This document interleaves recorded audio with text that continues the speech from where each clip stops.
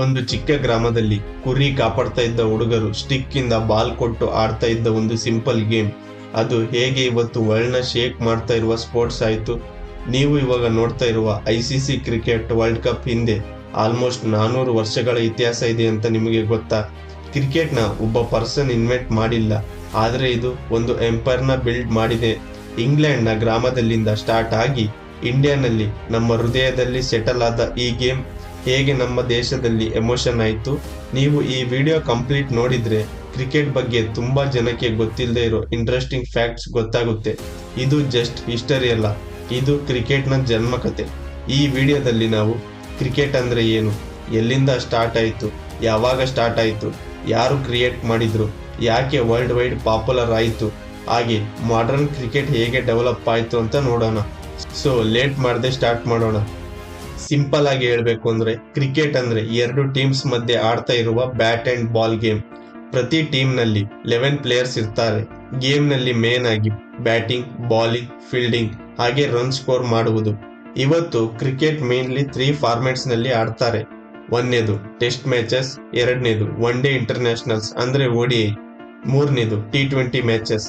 International level ನಲ್ಲಿ ಈ game ನ ಕಂಟ್ರೋಲ್ ಮಾಡುವ ಆರ್ಗನೈಸೇಷನ್ ಅನ್ನ ICC ಅಂತೀವಿ, ಅಂದ್ರೆ ಇಂಟರ್ನ್ಯಾಷನಲ್ ಕ್ರಿಕೆಟ್ ಕೌನ್ಸಿಲ್. ಆದ್ರೆ ಸ್ಟಾರ್ಟಿಂಗ್ ಟೈಮ್ ನಲ್ಲಿ ಕ್ರಿಕೆಟ್ ಇವತ್ತು ಇರೋ ಹಾಗೆ ಕಾಂಪ್ಲಿಕೇಟೆಡ್ ಗೇಮ್ ಆಗಿರ್ಲಿಲ್ಲ.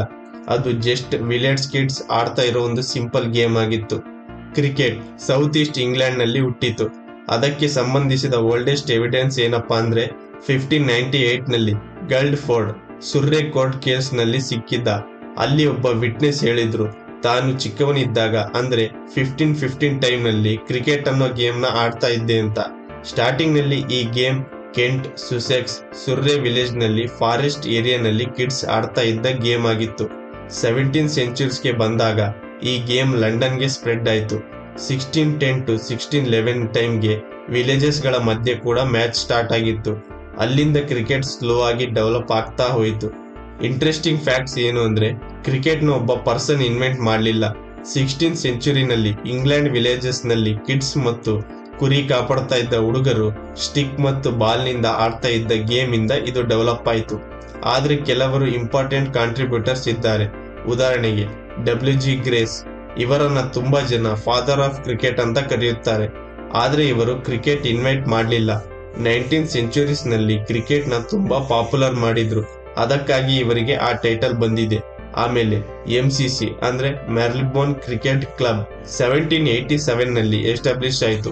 ಕ್ರಿಕೆಟ್ ಗೆ ಪ್ರಾಪರ್ ರೂಲ್ಸ್ ಕ್ರಿಯೇಟ್ ಮಾಡಿ ಗೇಮ್ ನ ಆರ್ಗನೈಸ್ಡ್ ಸ್ಪೋರ್ಟ್ಸ್ ಆಗಿ ಮಾಡಿದ್ರು ಇವರು. ಕ್ರಿಕೆಟ್ ವರ್ಲ್ಡ್ ವೈಡ್ ಪಾಪ್ಯುಲರ್ ಆಗೋಕೆ ಮೇನ್ ಆಗಿ 3 ರೀಸನ್ ಇದಾವೆ.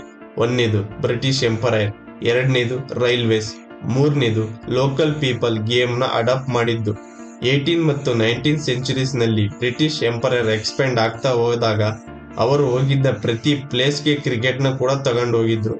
ರೈಲ್ವೇಸ್ ಬಂದ ಮೇಲೆ ಡಿಫ್ರೆಂಟ್ ಸಿಟೀಸ್ ಟೀಮ್ಸ್ ಮಧ್ಯೆ ಮ್ಯಾಚಸ್ ಈಸಿ ಆಯ್ತು, ಆಡಿಯನ್ಸ್ ಕೂಡ ಜಾಸ್ತಿ ಆಯ್ತು. ಇಂಡಿಯಾನಲ್ಲಿ ಕ್ರಿಕೆಟ್ ಕ್ರೇಜ್ ಹೇಗೆ ಹುಟ್ಟಿತು ಅಂತ ನೋಡೋಣ. ಇಂಡಿಯಾನಲ್ಲಿ ಕ್ರಿಕೆಟ್ 1721 ನಲ್ಲಿ ಈಸ್ಟ್ ಇಂಡಿಯಾ ಕಂಪನಿ ಸೈಲರ್ಸ್ ಇಂದ ಬಂದಿತ್ತು. ಸ್ಟಾರ್ಟಿಂಗ್ ನಲ್ಲಿ Paris, Hindus, Muslims clubs start ಮಾಡಿ ಆಡ್ತಾ ಇದ್ರು.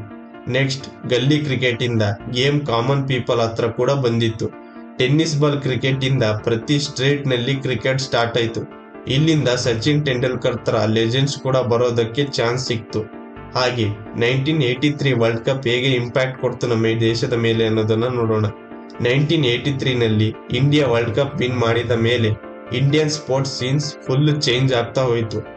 ಆಗಿನವರೆಗೂ ಹಾಕಿಗೆ ಜಾಸ್ತಿ ಕ್ರೇಜ್ ಇತ್ತು, ಆದರೆ ಆ ವಿಕ್ಟರಿ ನಂತರ ಕ್ರಿಕೆಟ್ ಇಂಡಿಯಾದ ಬಿಗ್ಗೆಸ್ಟ್ ಸ್ಪೋರ್ಟ್ಸ್ ಆಯ್ತು. ಸ್ಟಾರ್ಟಿಂಗ್ ಟೈಮ್ ನಲ್ಲಿ ಕ್ರಿಕೆಟ್ ತುಂಬಾ ಸಿಂಪಲ್ ಗೇಮ್ ಆಗಿತ್ತು, ಆದ್ರೆ ಟೈಮ್ ಜೊತೆಗೆ ರೂಲ್ಸ್, ಎಕ್ವಿಪ್ಮೆಂಟ್ಸ್, ಫಾರ್ಮ್ಯಾಟ್ಸ್ ಎಲ್ಲ ಚೇಂಜ್ ಆಯ್ತು. ಉದಾಹರಣೆಗೆ ನೋಡೋದಾದ್ರೆ number 1 rules and equipment changes. ಅದರಲ್ಲಿ ಬಾಲಿಂಗ್ ಸ್ಟೈಲ್. ಸ್ಟಾರ್ಟಿಂಗ್ ನಲ್ಲಿ ಬಾಲರ್ಸ್ ಅಂಡರ್ ಆರ್ಮ್ಸ್ ಬಾಲಿಂಗ್ ಮಾಡ್ತಾ ಇದ್ರು. 1860s ನಲ್ಲಿ ಓವರ್ ಆರ್ಮ್ ಬಾಲಿಂಗ್ ಅಲೋ ಮಾಡಿದ್ರು. ಅದರಿಂದ ಬಾಲಿಂಗ್ ಸ್ಪೀಡ್ ಮತ್ತು ಕಾಂಪಿಟೇಷನ್ ಜಾಸ್ತಿ ಆಯ್ತು. Bat shape. ಓಲ್ಡ್ ಬ್ಯಾಟ್ಸ್ ನೋಡಿದ್ರೆ ಆಲ್ಮೋಸ್ಟ್ ಹಾಕಿ ಸ್ಟಿಕ್ ತರ ಕರ್ವ್ ಇರುತ್ತೆ. ಬಾಲ್ ಪಿಚ್ ಆಗೋಕೆ ಸ್ಟಾರ್ಟ್ ಆದ್ಮೇಲೆ ಸ್ಟ್ರೈಟ್ ಬ್ಯಾಟ್ಸ್ ನ ಇಂಟ್ರೊಡ್ಯೂಸ್ ಮಾಡಿದ್ರು. ಹಾಗೆ ಟೆಕ್ನಾಲಜಿ. ಇವತ್ತು ಕ್ರಿಕೆಟ್ ನಲ್ಲಿ DRS, ball tracking, ultra edge ತರ ಟೆಕ್ನಾಲಜೀಸ್ ಯೂಸ್ ಮಾಡ್ತಾರೆ.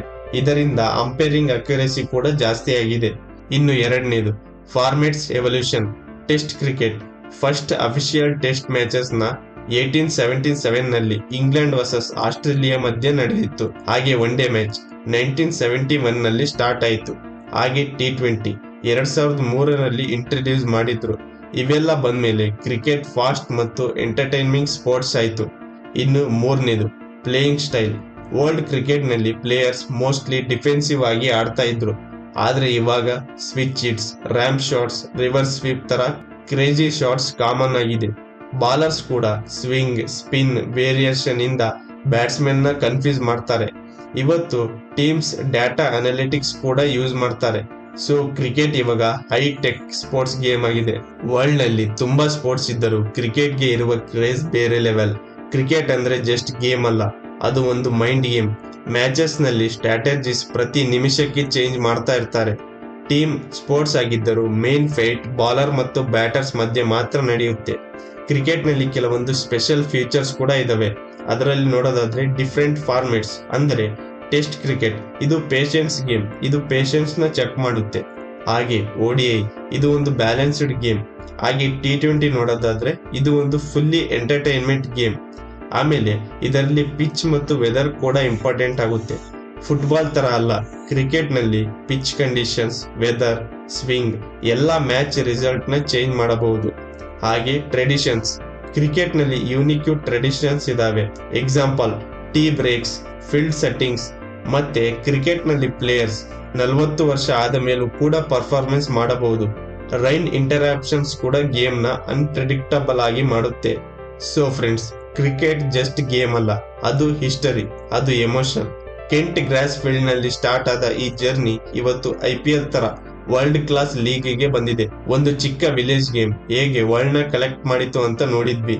ಇವತ್ತಿನ ನಂತರ ನೀವು ಕ್ರಿಕೆಟ್ ಮ್ಯಾಚ್ ನೋಡಿದಾಗ ಜಸ್ಟ್ ಬ್ಯಾಟ್ ಮತ್ತು ಬಾಲ್ ಅಲ್ಲ, 400 ವರ್ಷಗಳ ಇತಿಹಾಸವನ್ನ ನೋಡ್ತಾ ಇದ್ದೀರಾ. ವಿಡಿಯೋ ನಿಮ್ಗೆ ಇಷ್ಟ ಆಗಿದ್ರೆ ಲೈಕ್ ಮಾಡಿ, ನಿಮ್ಮ ಒಪಿನಿಯನ್ ನ ಕಾಮೆಂಟ್ ನಲ್ಲಿ ಹೇಳಿ. ಇನ್ನು ಈ ತರ ಅಮೇಜಿಂಗ್ ಹಿಸ್ಟರಿ ವಿಡಿಯೋಸ್ಗೆ ಚಾನೆಲ್ ನ ಸಬ್ಸ್ಕ್ರೈಬ್ ಮಾಡಿ. ನೆಕ್ಸ್ಟ್ ವಿಡಿಯೋದಲ್ಲಿ ಕ್ರಿಕೆಟ್ ಹಿಸ್ಟರಿಯಲ್ಲಿ ಬಿಗ್ಗೆಸ್ಟ್ ಟರ್ನಿಂಗ್ ಪಾಯಿಂಟ್ ಬಗ್ಗೆ ಮಾತಾಡೋಣ. Don't miss it.